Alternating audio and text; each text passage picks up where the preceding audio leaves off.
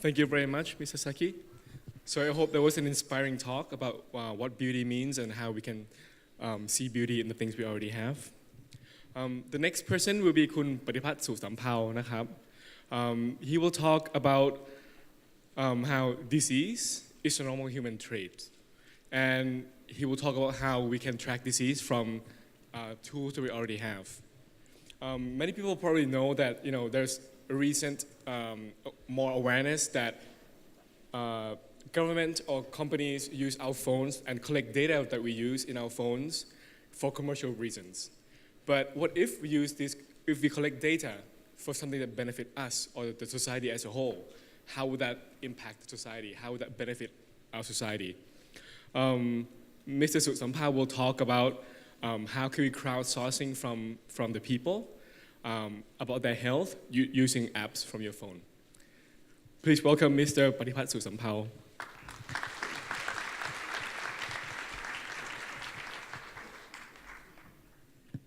First of all, I have to say that I'm super nervous, so I apologize if I do something wrong. 3 years ago, I was checked my blood with the medical service, and I found myself that my blood was really bad. I have really high cholesterol, high glucose, all kind of things. The doctor I know told me that I was few steps away from the hell, if the hell really exists. And in the same time, similar time, my girlfriend, now wife, she got affected by a severe flu, and it originally thought that it was H1N1, the swine flu that some of you probably know. So it was the first time in my life that I realized that our body feedback to any kind of thing. The thing you eat, the people you met, the disease you got infected. Our body is really slow. So I give you an example. Before, like 3 years ago, I have 3 dishes of rice per meal. That caused my blood really bad. So it took years for me to have 9 rices a day, and it caused my blood really bad.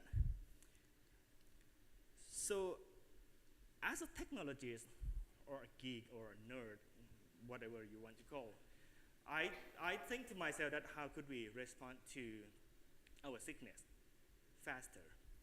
So it tricked me and our team members at the company to work with friends and partners, Float Doctor Foundation, Thai Health Promotion Foundation, and Chiang Nutrition Institute in Bangkok to develop the app that allow people to do personal treatment to their body. For example, it's called Dr. Me. We have about 300,000 users right now. So this application will try to help the users to do self-treatment when they have sickness.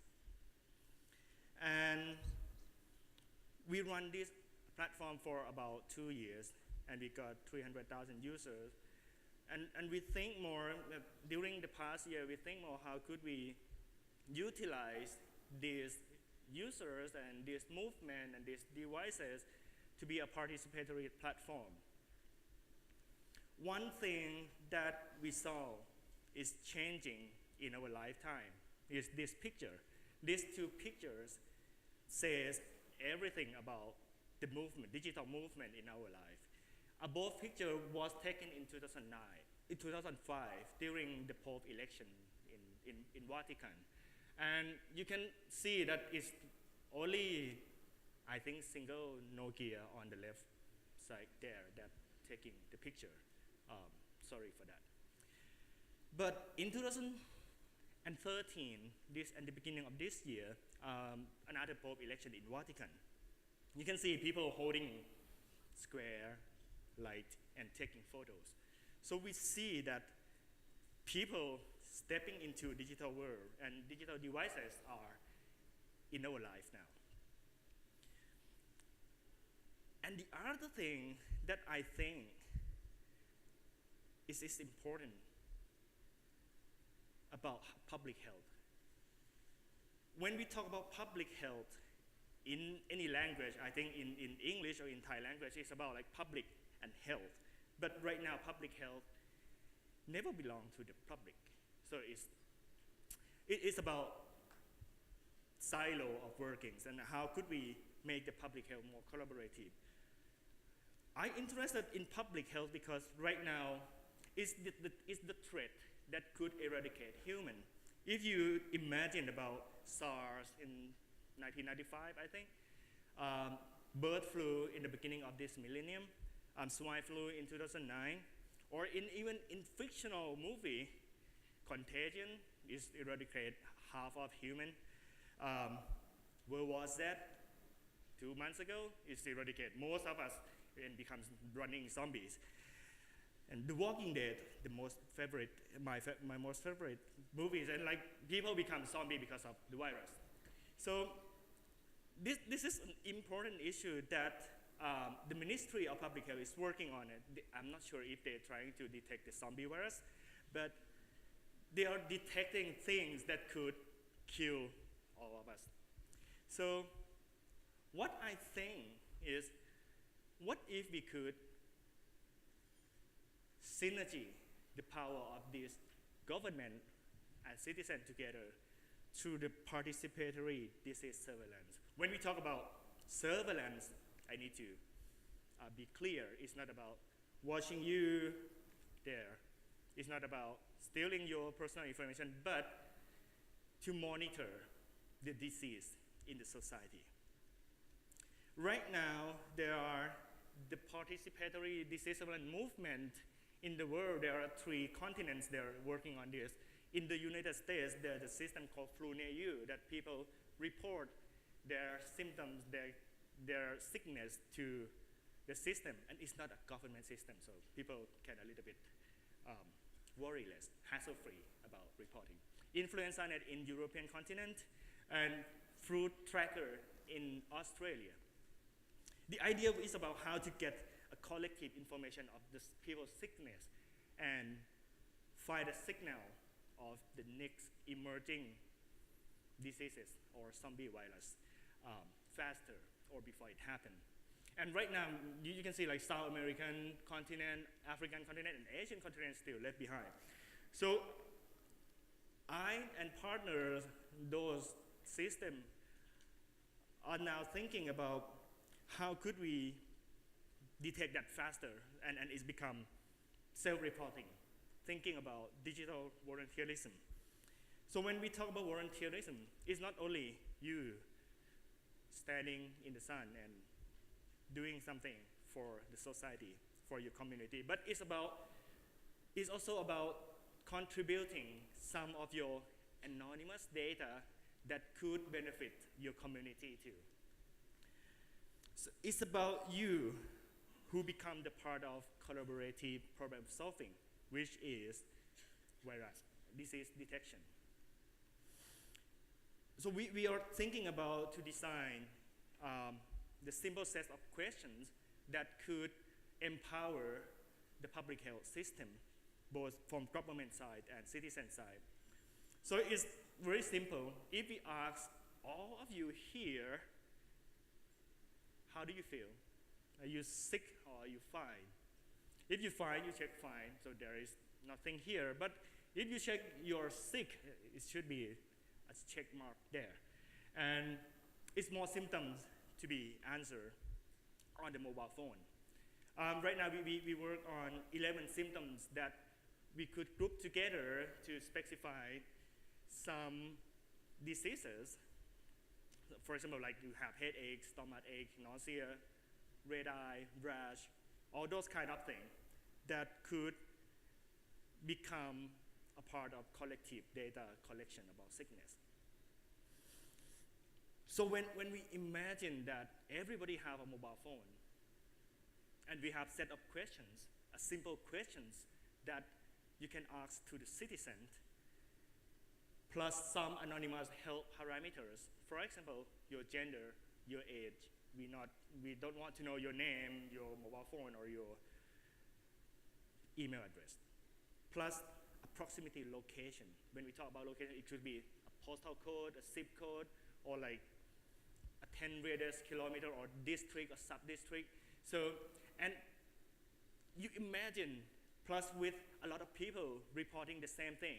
For example, the people in this room, if we have half of the people in this room report they have headache because of the aircon is so cold, I'm shaking right now, we could send some signal that emerging, that there could be something happen. So I think from this mechanism, we could detect the next zombie apocalypse faster. Thank you.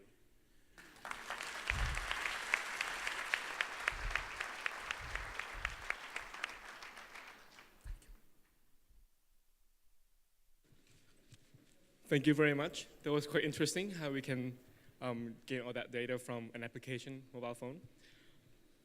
The next person will be คุณวิริยะฤชัยพานิชนะครับคุณวิริยะเป็น CEO ของ EduZones นะครับแล้วคุณวิริยะก็เคยเปิดโรงเรียนสอนโรงเรียนกวดวิชานะครับซึ่งสุดท้ายเนี่ยคุณวิริยะก็คิดว่าการกวดวิชาเป็นสิ่งที่ไม่ดีเพราะมันทำให้เด็กเสียเวลามากนะครับ Mr. Virya is the CEO of eduzones.com, which got 300,000 views per month. He used to run tutoring school in Thailand, but in the end he decided against it because he believes that students shouldn't spend all their time in classrooms. So now he helped drafting the new curriculum, the formal curriculum for the Ministry of Education, but he still believes there are some flaws. So today he's going to talk about the solution that he would like to propose for our education. คุณวิริยะอยากจะมาพูดถึงว่าเราจะแก้ปัญหาเรื่องการศึกษาของสังคมไทยได้ยังไงครับ The speak will be in Thai, so if you need the translator, you can put it on now. Welcome.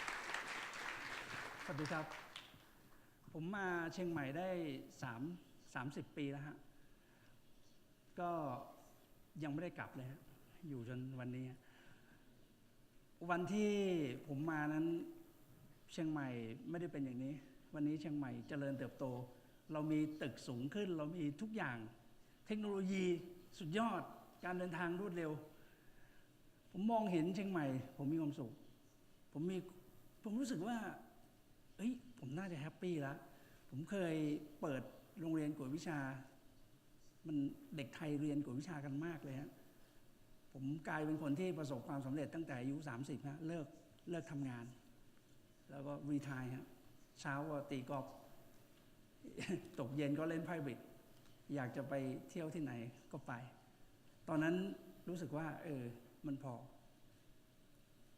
ผมมาเปลี่ยนความคิดหลังจากผมมีลูกครับคือความตั้งใจเดิมของผมเนี่ยตกลงกับภรรยาว่าเราเกิดมาไม่ได้มีอะไรตายก็ให้มันหมดไปอย่ามีลูกเลยไม่เคยคิดจะมีลูกพอมีลูกเท่านั้นแหละครับความรู้สึกผมเปลี่ยนเลยผมมองดูบ้านเมืองผมมองดูประเทศไทยผมเห็นความเจริญทางด้านวัตถุเติบโตขึ้นมากแต่สิ่งที่เราขาดหายไปคือเรื่องการพัฒนาจิตใจพัฒนาคนอะไรล่ะครับเป็นเครื่องมือในการพัฒนาคนถ้าไม่ใช่การศึกษาผมมองย้อนกลับไปในสิ่งที่ผมเคยทำผมมองย้อนกลับไปในการศึกษาที่ผมเคยเห็นผมเห็นเด็กเก่งๆนั่งกวดวิชาผมเห็นเด็กธรรมดากลายเป็นเด็กโง่ในห้องเรียนเพียงเพราะเขาไม่ได้อยากเรียนเพียงเพราะเขาไม่อยากทำข้อสอบเขากลายเป็นคนอีกชั้นหนึ่งของสังคมการศึกษาแทนที่จะเป็นเครื่องมือพัฒนามนุษย์มันกลายเป็นเครื่องมือแบ่งชนชั้นทำให้คนบางคนได้เปรียบในสังคมและคนบางคนเสียเปรียบซ้ำซ้อนวันนี้โลกของเราแบ่งการศึกษาออกเป็น2 พวกหนึ่งคือการศึกษาที่อยากจะพัฒนาคนอีกพวกหนึ่งการศึกษาที่ใช้เป็นเครื่องมือในการแบ่งคน15 ปีที่แล้วผมเปิดเว็บไซต์ eduzones.com เปิดเว็บทางการศึกษาที่มีคนบอกว่าไม่มีใครเขาสนใจจะดูหรอก ผมทำเว็บไซต์การศึกษาทั้งที่ผมไม่มีความรู้เรื่องเทคโนโลยีเลยครับมีแต่ความรู้สึกว่าเฮ้ยเราจะอินฟอร์มเราจะให้ข้อมูลอย่างนี้กับสังคมได้อย่างไรใครๆบอกว่าคนไทยไม่สนใจการศึกษาหรอกเว็บกระทรวงยังไม่มีคนดูหนังสือเด็กไทยไม่อยากอ่านผมรู้สึกว่าสังคมที่ผมอยู่ในอดีตทำให้ผมมีความรู้สึกผูกพันต่อบ้านเมืองสังคมให้โอกาสผมทำให้ผมได้มีการศึกษาแต่ในขณะที่ทุกวันนี้สังคมไม่ให้โอกาสเด็กผมคิดว่าถ้าจะทำอะไรสักอย่างหนึ่งเพื่อคืนต่อสังคมผมก็ให้ข้อมูลแล้วมันก็เป็นอย่างที่เขาคาดครับวันหนึ่งมีคนใช้บริการเว็บไซต์การศึกษานี้ 2-3 คนก็คือไอ้คนทำกับไอ้ผมที่ปรึกษามันไม่มีหรอกครับผมทนไม่ได้ครับแม่ผมอาจจะไม่ได้การศึกษาสูงแต่สอนสิ่งที่มีค่ากับผมคือทำดีได้ดีผมเชื่อแม่ครับทุกวันนี้เด็กไทยไม่ค่อยเชื่อว่าทำดีได้ดีก็ทำขึ้นมาแล้วทำไมมันจะไม่มีคนเข้าผมกลายเป็นวิทยากรครับผมออกไปบรรยายผมเดินทางไปทั่วประเทศเอาเงินส่วนตัวมีคนขับรถคนหนึ่งแล้วก็ออกไปบรรยายให้ผู้คนให้นักเรียนฟังว่าเฮ้ยมันมีเว็บไซต์อย่างนี้นะ15 ปีที่แล้วเนี่ยโรงเรียนบอกผมว่าเฮ้ยคุณจะมาขายอะไรผมบอกผมไม่มีอะไรจะขายผมแค่อยากให้คนใช้เว็บเขาถามว่าแล้วเว็บเสียตังค์ไหมผมบอกไม่เสียฟรีเขางงนะครับวันนี้ผมกลายเป็นคนที่มีคนเชิญไปบรรยายทุกวันนี้เนี่ยบรรยายไม่น้อยให้สดไม่น้อยกว่า 20,000 คนที่ฟังผมต่อปีนี้ก็ 15,000 กว่าคนรวมที่นี่สดอีกสัก500 คนก็บวกเข้าไปในวันที่ผมไปให้กำลังใจเด็กครับผมบอกเขาว่าคุณไม่ได้โง่เพียงเพราะคุณทำได้คะแนนต่ำคุณอย่าเอาเกรดเฉลี่ยมาตัดสินอนาคตของคุณผมเห็นเด็กไทยเยอะแยะเลยที่เป็นอัจฉริยะครับที่มีความสามารถครับแต่เขากลายเป็นเด็กโง่ในห้องเรียนเพียงเพราะอะไรเพียงเพราะเขาทำเกรดได้น้อยผมเจอเด็กบางคนนะครับเป็นนักวอลเลย์บอลกลับมาจากชิงแชมป์วอลเลย์ของโลกแต่กลายเป็นเด็กแย่ในโรงเรียนครับโรงเรียนบอกว่าเด็กมีปัญหาเพราะอะไรเพราะเกรดเฉลี่ย1 กว่าแต่ผมว่าโรงเรียนมีปัญหาเพราะอะไรครับเพราะระบบการศึกษาเด็กคนนี้เรียนฟิสิกส์4 หน่วยกิตเคมี4 หน่วยกิตภาษาอังกฤษ4 หน่วยกิตแต่ว่าเรียนพละ1 หน่วยกิตเฉลี่ยออกมามันก็ต้อง1ถ้าเกิดว่าให้เด็กเป็นศูนย์กลางพัฒนาศักยภาพเขาจริงๆเด็กคนนี้ต้องกระโดดตบ4 หน่วยกิตเซตบอล4 หน่วยกิตวิ่งเร็ว4 หน่วยกิตฟิสิกส์เคมีรวมกัน1 หน่วยกิตอย่างนี้นะครับเด็ก3 กว่า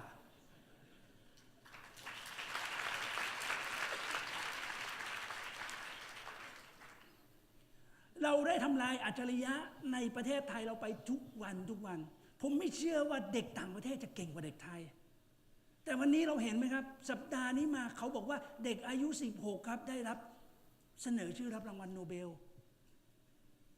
ถามว่าคนไทยไม่เคยมีเลยเหรอเด็กอายุ17ของอเมริกาครับสามารถสร้างเครื่องตรวจจับปฏิกรณ์ปรมาณูได้ในห้องลงรถของตัวเองเด็กไทยเราไม่มีเลยเหรอครับผมเริ่มบรรยายให้ผู้ปกครองฟังบอกเขาว่าเฮ้ยโรงเรียนวันนี้มันไม่ใช่ความรู้คู่คุณธรรมแล้วนะโรงเรียนเราเป็นที่อัดวิชาเข้าไปแต่ไม่ได้ให้เรื่องคุณธรรมผมบอกกับผู้ปกครองว่าเด็กวันนี้ไม่ต้องเก่งอะไรมากหรอกขอเขามีความซื่อสัตย์เขามีงานทำแล้วขอเขามีความอดทนเขามีงานทำแล้ววันนี้โรงเรียนไม่ได้สอนความซื่อสัตย์ไม่ได้สอนความอดทนแต่โรงเรียนสอนให้ทำข้อสอบแล้วข้อสอบเป็นอย่างนี้ครับข้อสอบเป็นอย่างนี้ครับวิทยาศาสตร์ม.3 ของ O-NET ข้อสอบของชาตินะครับ ที่ใช้วัดเด็กทั่วประเทศนะครับแล้วบอกว่าข้อสอบแบบนี้เด็กต้องทำได้แล้วบอกว่าถ้าครูสอนเด็กแล้วเด็กทำไม่ได้แสดงว่าครูไร้ความสามารถโรงเรียนไร้ความสามารถนี่หรือคือข้อสอบวิทยาศาสตร์ไม่ต้องให้เด็กม.3 ทำหรอกครับให้เด็กป.1 ทำเพราะอะไรเพราะมันได้แจกแท็บเล็ตเอาแท็บเล็ตมามี Wi-Fi กดเข้าไปเจอแล้วข้อสอบแบบนี้มันไม่ได้วัดความคิดมันวัดความจำพอพูดถึงวัดความจำปั๊บมาพัฒนาข้อสอบต่อไปกลายเป็นข้อสอบวัดความคิดครับดูข้อสอบวัดความคิดเถอะไอ้นี่อ่านแล้วต้องคิดหนักเลยนะครับนักเรียน คิดหนักเลยคิดว่าอะไรครับคิดว่าคนออกข้อสอบอยากให้ตอบข้อไหน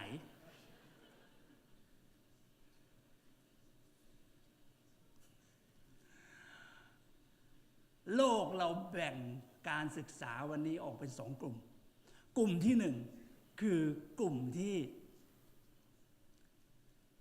ทำการสอนแบบ traditional learning approach คือการสอนแบบโบราณเขาเอาเนื้อหาเป็นตัวตั้งครับเสร็จแล้วก็พยายามสอนด้วยวิธีเลคเชอร์แล้วก็ให้เด็กจำเด็กก็จำไปเวลาเข้าไปห้องสอบก็ทำให้ตรงกับเฉลยเด็กคนนั้นเก่งวิธีการแบบนี้ยังสอนกันอยู่ในประเทศเราไม่ว่าเทคโนโลยีจะเปลี่ยนไปยังไงไม่ว่าความเจริญทางด้านความรู้จะเปลี่ยนไปยังไงวันนี้เทคโนโลยีเข้ามาวันที่ผมมาเชียงใหม่เนี่ยผมซื้อโทรศัพท์มือถือเครื่องหนึ่งราคาเท่ากับผมซื้อมอเตอร์ไซค์ได้3 เครื่อง3 คันผมซื้อคอมพิวเตอร์เครื่องแรกผมเอาคอมพิวเตอร์ไปแลกมอเตอร์ไซค์ได้2 คันแต่วันนี้ทุกอย่างถูกลงเมื่อก่อนเราจะหาความรู้เราต้องวิ่งไปนะครับวันนี้ความรู้มันวิ่งมาหาเราเลยโรงเรียนในเมืองไทยหลายโรงยังบ่นว่าไม่มีงบประมาณเพราะว่าอะไร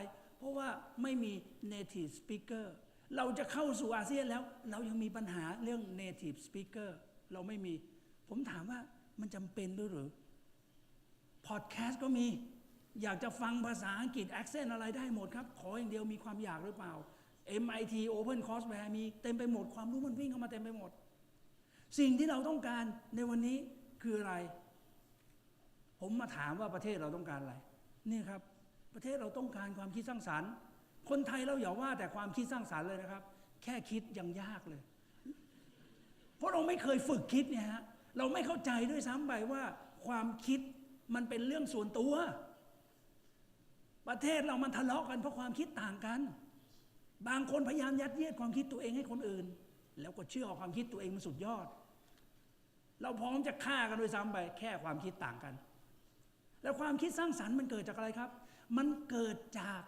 ความแตกต่างแล้วมีคุณค่าเพิ่มแต่โรงเรียนไทยสร้างความแตกต่างหรือเปล่าครับไม่เด็กตั้งแต่เช้าจนเย็นครับต้องเหมือนกันหมดใส่ชุดเดียวกันตัดผมสั้นเกรียนเหมือนกันใส่รองเท้าสีเดียวกันถุงเท้าต้องสีเดียวกันผิดสีนิดเดียวเป็นอันตรายเราเจออย่างนี้มาผมไม่อยากเชื่อว่าบ้านเรายังสอนกันอยู่อย่างนี้ถึงทุกวันนี้ผมทำการวิจัยเรื่องของการสอนที่จะทำให้ผู้เรียนเกิดความคิดสร้างสรรค์ผมได้ทำการอบรมคุณครูโคชชิ่งอาจารย์มหาวิทยาลัยโคชชิ่งคุณครูในหลายๆโรงเรียนเพื่อที่จะทำให้คนไทยมีความคิดสร้างสรรค์ผมเชื่อว่าความคิดสร้างสรรค์จำเป็นมากสำหรับทุกคนผมเล่าเรื่องนี้ให้คุณครูฟังคุณครูมีความสุขคุณครูบอกว่าเฮ้ยสุดยอดว่ะแต่ว่าผู้บริหารเขายังโบราณอยู่ผมบรรยายให้ผู้บริหารฟังผู้บริหารบอกว่าเยี่ยมเลยอาจารย์แต่ว่าคุณครูเราแก่เกินไปผมบรรยายให้คุณครูและผู้บริหารฟังพร้อมกันเขาบอกสุดยอดแต่ว่าผู้ปกครองเขาจะเอาหรือเปล่าผมบรรยายให้ผู้ปกครองฟังผู้ปกครองว่าทำไมโรงเรียนไม่เปลี่ยนวันนี้เราจะรอใครครับเราปฏิรูปการศึกษามา14 ปีวันนี้เรายังสอนเหมือนเดิมไม่ต้องรอแล้วครับความเปลี่ยนแปลงไม่เกิดจาก ใครสักคนหนึ่งมากดปุ่มแล้วบอกคุณต้องเปลี่ยนแต่มันต้องเกิดจากความเข้าใจของคนในสังคมทุกๆคนที่พร้อมจะเปลี่ยนแปลงด้วยเริ่มต้นจากตัวคุณเองขอบคุณมากครับ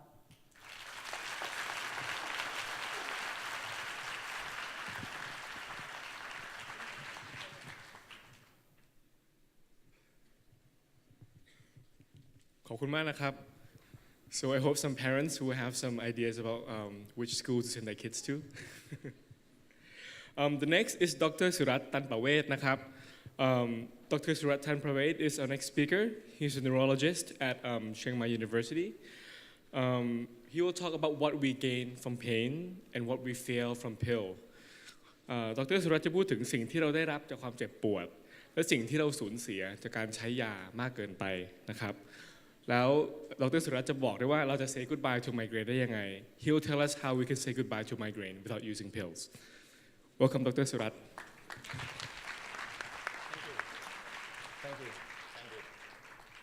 Thank you. Before I start my talk, may I ask how many of you have had headache? Could you put your hand up? Oh, quite a lot. More than 50%, isn't it? So this is the pictures of my patient, my real patients. The patients that I have seen every day in the hospital. They come to see me in the hospital and ask me, what's wrong with my head? What's wrong with my head? Could you treat me my headache, please? Could you scan my brain, please? What's wrong with my head? And I said, oh, this is very common situation in the hospital. This is not because of I'm headache specialist. This is not because of I'm headache doctors. Sorry. World Health Organization's last 2 years, they survey worldwide populations who suffer from other kind of the medical illness around the world.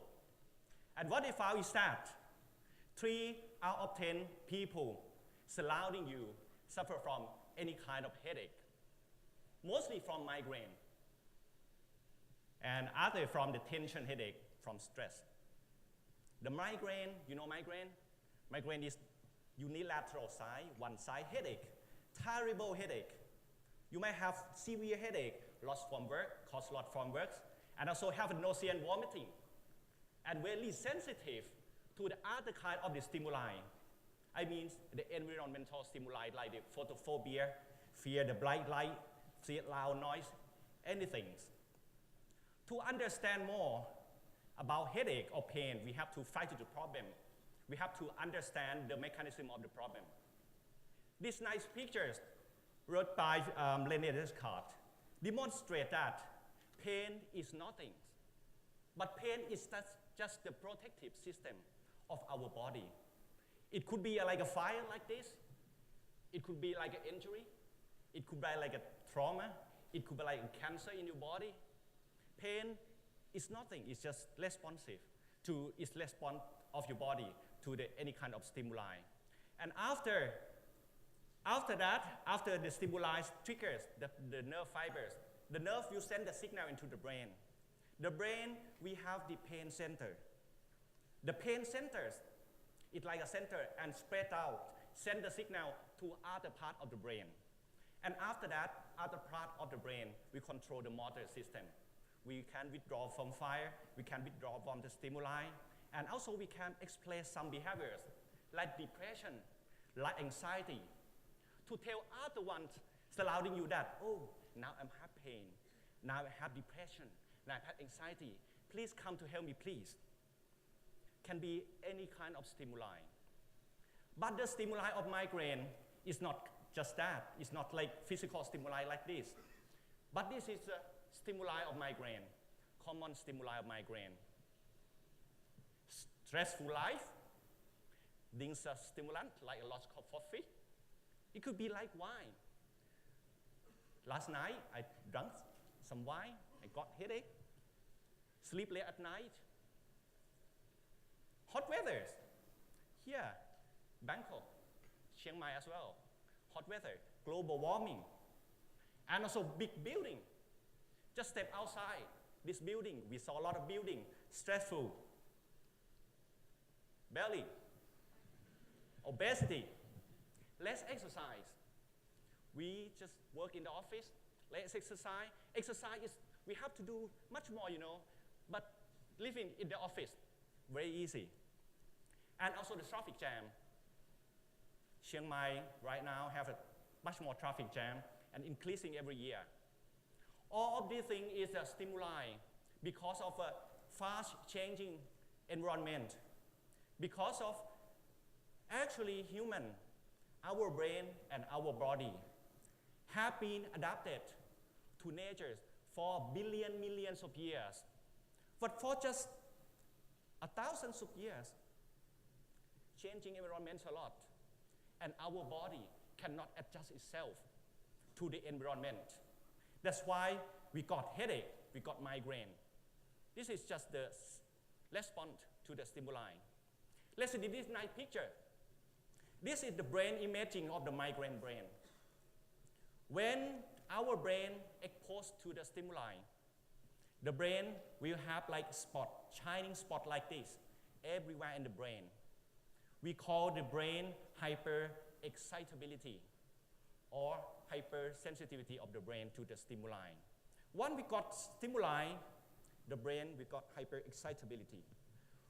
When we still exposed to the stimuli, we have much more hyperexcitable. Stimuli hyperexcitable. One time, if for a long time, we cannot avoid the stimuli. And after that, our brain change itself. That's we call the brain plasticity. The brain change itself to the new setting. And after that, we can have pain without other kind of the stimuli. This is, we can become chronic pain or chronic migraine. This situation is worse. Migraine is worse, but chronic migraine is even worse. Because it's very difficult to treat. Because our brain make the new setting itself already. We are human. We try to find very easiest way to cope with the problem for a long time. This is in the ancient Egypt. Physician nicely put the crocodile, cold crocodile on the top of the head of the patients. Very clever. Because, the crocodile, cold crocodile pressures on the brain, cold weather, cold temperatures can calm down the vessel that dilate in the migraine. Nowadays, I cannot do study on the crocodile put on top of the head of the patient because it's very difficult to find the crocodile here. So a lot of research have been done, chemical study in the laboratory. And we found that when we have got pain, so a lot of the chemical have changed. Some chemical up, some chemical down. So then the easiest way to cope with the problem is to use the chemical, battle with the chemical. And then why we develop the pill. Taking pill, is it easy? Yes, it's very easy. Because you just open your mouth, swallowing the tablet, the pain's gone. No need to do. No need to avoid the stimuli, isn't it? But this is not the end of the story. Because you do not solve the root of the problem. You just hide the problem behind you. So you can fail with pill. I tell you one story of one lady. Last 2 years ago, come to see me in the hospital because of she have suffered from migraine for 10 years.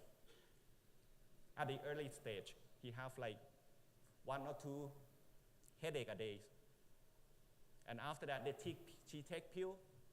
And after that, from 1 pill to 2 pills, 3 pills, many pills a day. Not just pill, because of when you got pain, you have anxiety, you have depression. Also, they also take the anti-anxiolytic drugs, antidepressant, and also the painkillers. And after that, use the pain injection. Every day, many injections a day. This is the result of overuse medications. cannot find the normal skin because of the injection scar here. Even if this is the end of the spectrum of the patients, but many patients are following this step. Sadly, this case, I admitted to the hospital, detoxify her in the hospital for 1 month. But sadly, 50% of the patients here like this cannot recover from the medications overuse like this. So to tackle with the problem, to solve the problem, we have to give some knowledge to the patients and also to our society that our society have to understand more about our health and the connection between ourselves and the environment. Changing environment, changing health, changing people, and you got pain. Tell the patients that pain is not your enemy. Pain is your friend. When you got pain, yeah, you have to know yourself, something error in your body, so then you can concentrate and avoid to the stimuli. I do not tell you that you have to stop everything, like stop drinking wine, cannot. But you cannot stop drinking coffee, but you have to adjust it in balance. When you have like headache, you have to more exercise, reduce a bit of coffee, reduce a bit of wine. You know, in the US, there's a way that most of the migraine, they have attack during the weekend. You know, Friday night, party. In Thailand as well, the same situation. Secondly, painkillers is not your close friend. And again, I do not tell you that. Stop taking painkillers. But you have to take it with conscious. No more than 10 days a month. This limit, upper limit. And thirdly, we have to use a multidisciplinary approach. Many doctors, patients, society have to help together. This is last year, the meeting in Bangkok Hospital. Dr. Viratikon Wongwaiwanit was the director of this meeting. Goodbye headache. Tell the story, how to cope with the problem with themselves. Physical therapist. This is the president of Headache Society, Dr. Sivaporn. This is me. Both got migraine as well. But we have to cope the problem. We know, we tell the patients. Not only the patients, we have to teach the doctor as well. Not for the pill, not only the pill. I tell you that we have to use the complex system method to cope with the problem. Sometimes acupuncture, Thai massage. Once we stick the needle into the muscle will release some chemical to treat itself. So then the chemical is the natural chemical. It doesn't have any harmful to your body. And you don't have any harmful like scar in your body, a lot. And also, international collaborations is very important as well.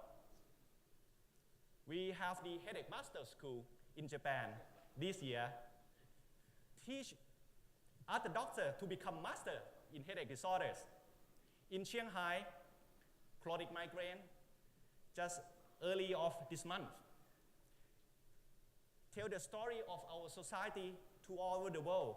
In Shanghai, the quality of life, I studied the quality of life of the primary headache disorders from migraine, and also to share the experience of how to treat the patient with chronic migraine. And next year, we will be host, Chiang Mai will be host of the 5th Asian Region Congress of Headache Disorders here in Chiang Mai. I would like to end up my talk with this quote. I know that pain is the most important things in the universe. Greater than survival, greater than love, greater than even than the beauty is bring about. For without pain, there can be no pleasure. Without sadness, it can be no happiness. Without misery, there can be no beauty. And without this, life is endless and hopeless. Thank you very much.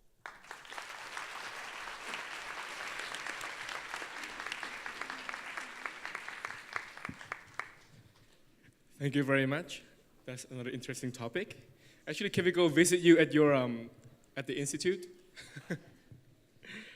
Okay, our next speaker is Dr. Thamarat Kutathep นะครับ Dr. Thamarat has been working with Melinda and Bill Gates Foundation. Melinda and Bill Gates are also the co-organizer or the sponsor for TED.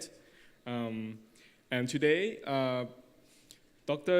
Thamarat will talk about something that we don't usually talk about our poo-poo and how we deal with the toilet system in Thailand and the rest of the world too, right? Welcome, Dr. Thamarat ครับ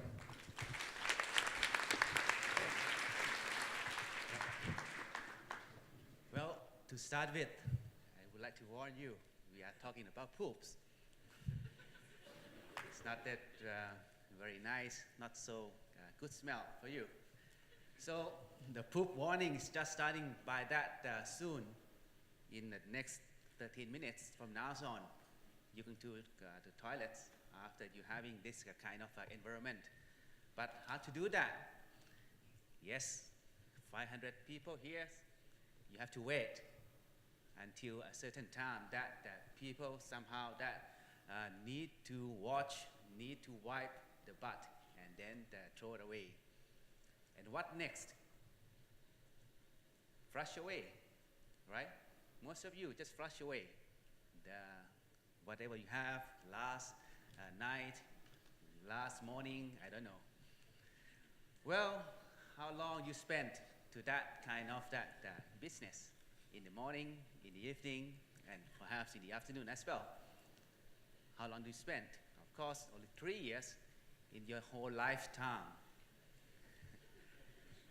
Your sleeping is quite long, of course. Your work, even chewing the food, is smaller to the whole life. Totally 3 years you need to spend in the toilets. 3 years in your life, 60 years old of you or whatever. Then this is very important that how you can manage, how we can manage the better way that the people would like to use the toilets. We feel right now it's better in Thailand at least, or in many of the developed countries.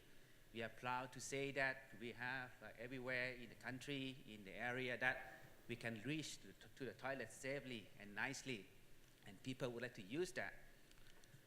And then there are so many of the people cannot do that.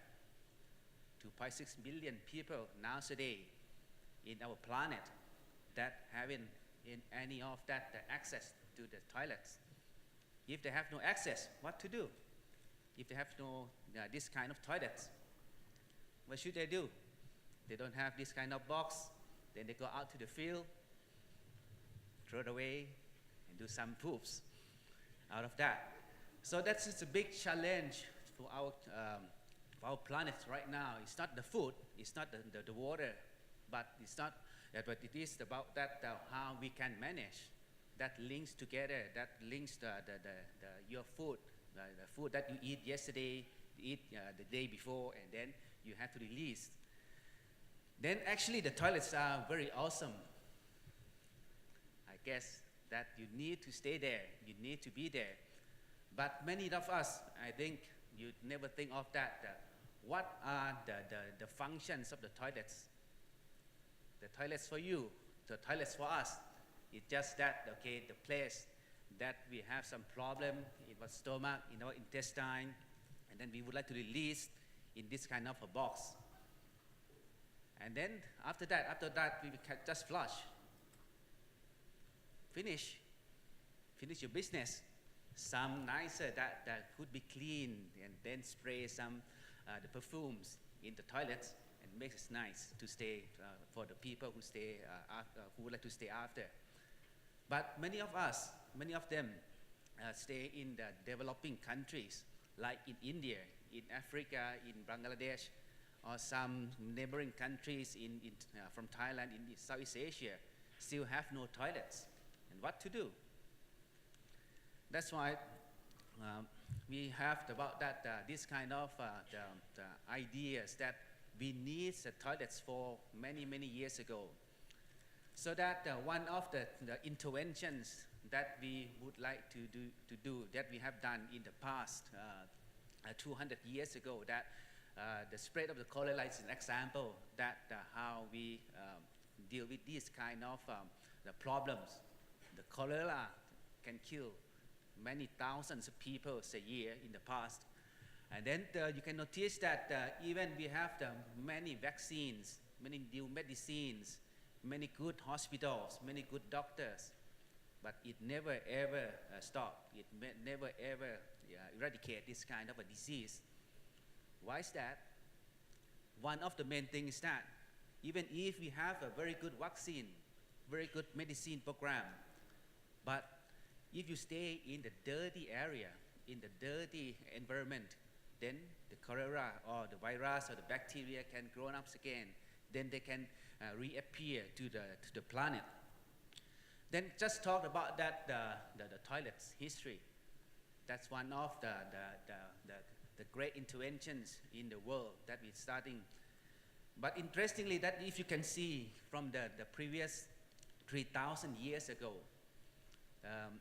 they have the King Minos. That's one in the Greek.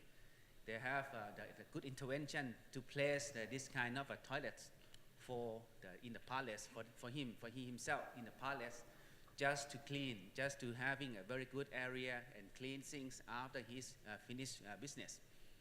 3,000 years. What difference between our toilets today? Not much. More or less the same.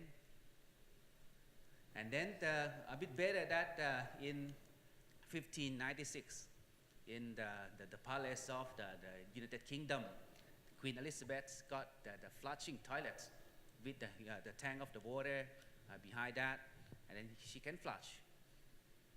Then, after that, still the same. We are sitting in the same technologies of about almost 3,000 years ago.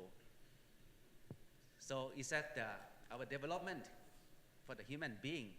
Not at all. And then still we remain this kind of people having this kind of that and nothing to go, nowhere to go. If they just have this kind of toilets, does it look like the toilets for you? Not at all, though. You don't like to go that. Even if you have so much of that the problem in your stomach. But if it is in such a place. But for many people, 2.6 billion people, they have to stay. They have to survive with that. And then the know-how, the knowledge to get the toilet is just, okay, having this, the bowls, and then the hole in the soil. That's finished. That's enough. But the question is that really enough to get this kind of toilets, which so-called to be a kind of a luxury things for the people out there? Then still, with that, I talk a lot on that, the 2.6 billion for our population, about 7 billion in the world, in the planet. And then we still lack of that the adequate sanitation globally. In Africa itself, almost 70% or 7 out of 10 of the people having no access to the toilets. In Asia, we also have about that 64%. In Oceania and the Pacific is about that almost 50%. So that is the great challenge that we need a kind of a new kind of toilets.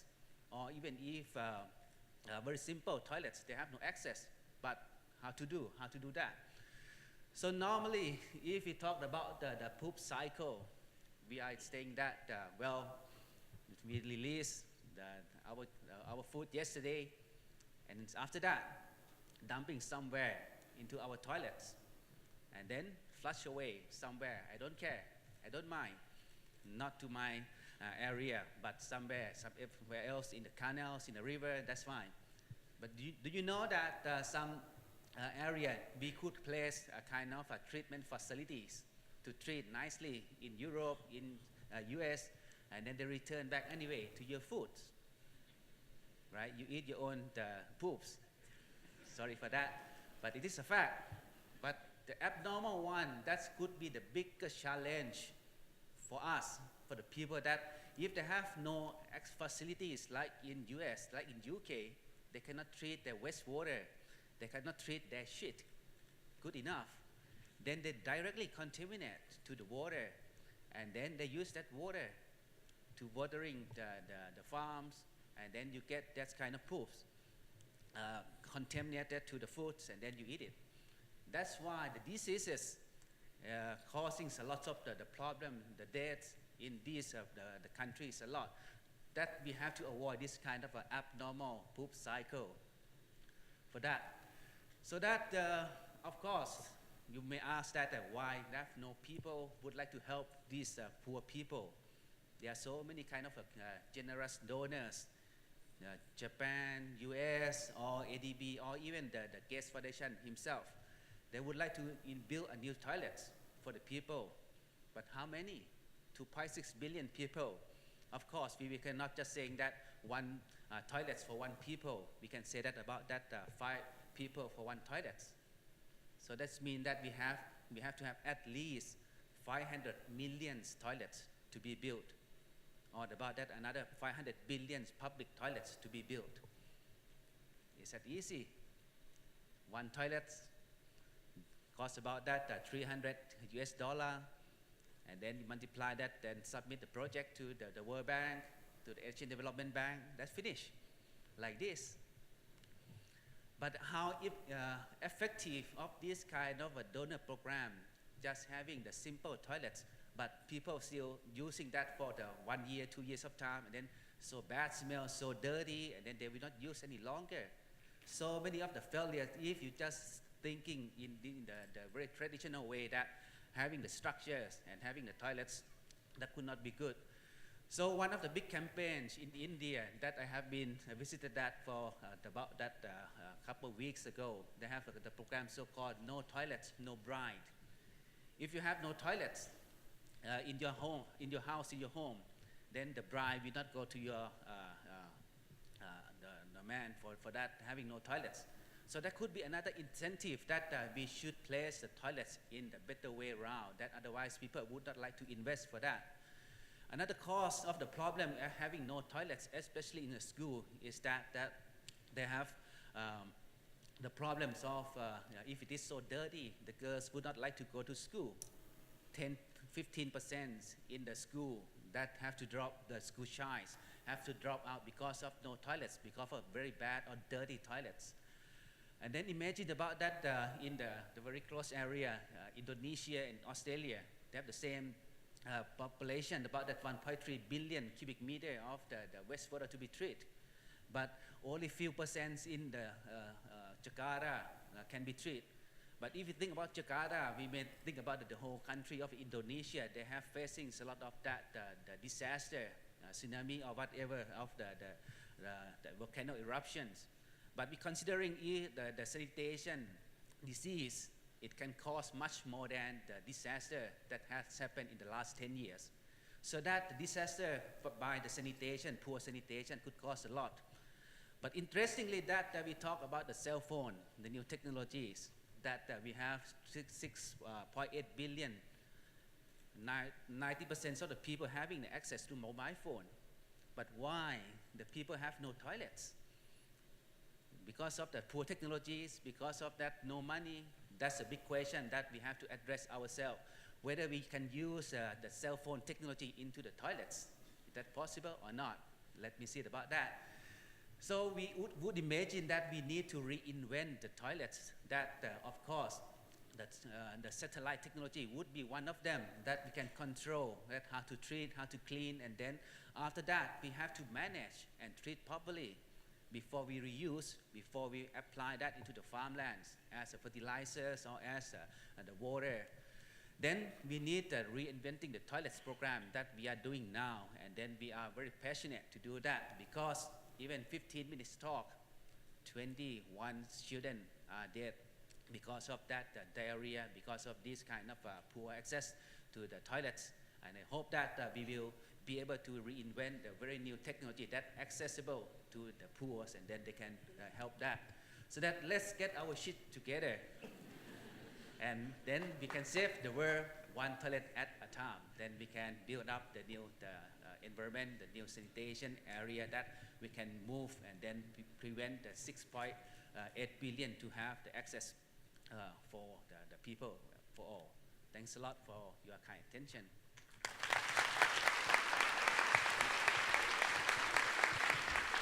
Thank you very much. I hope you enjoyed that before we go for lunch break.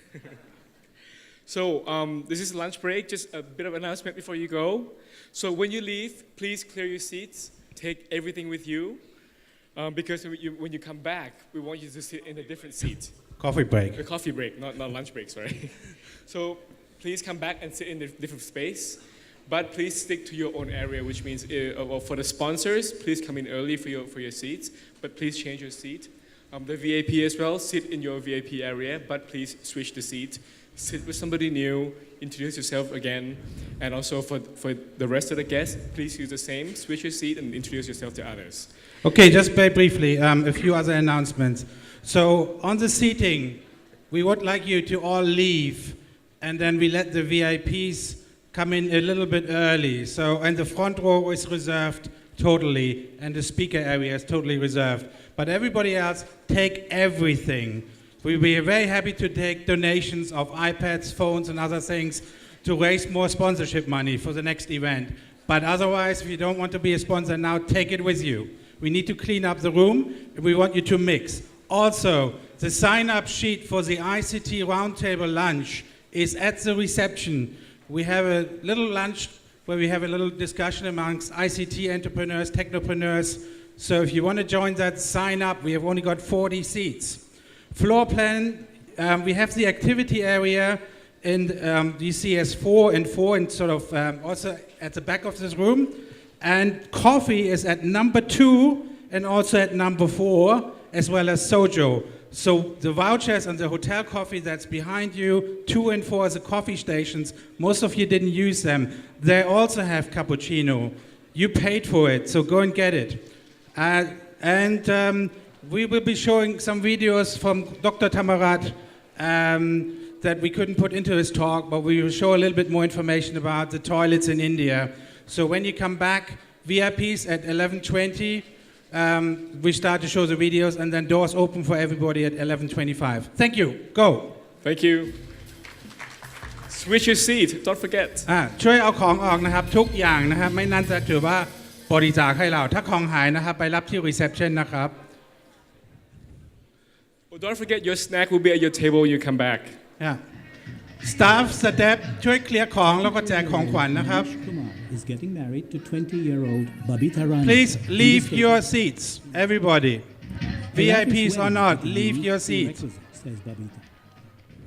ช่วยเอาของทุกอย่างออกจากห้องนะครับเราขอทำความเรียบร้อยนะครับ First, whether there was a toilet at the groom's house.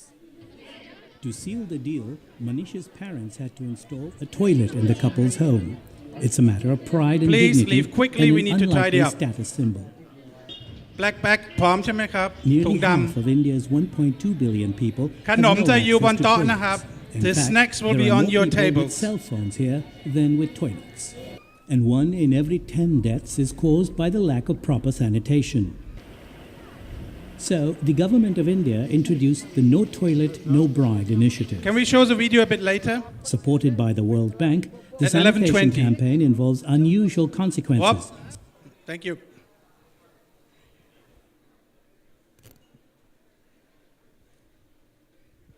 Clear the room.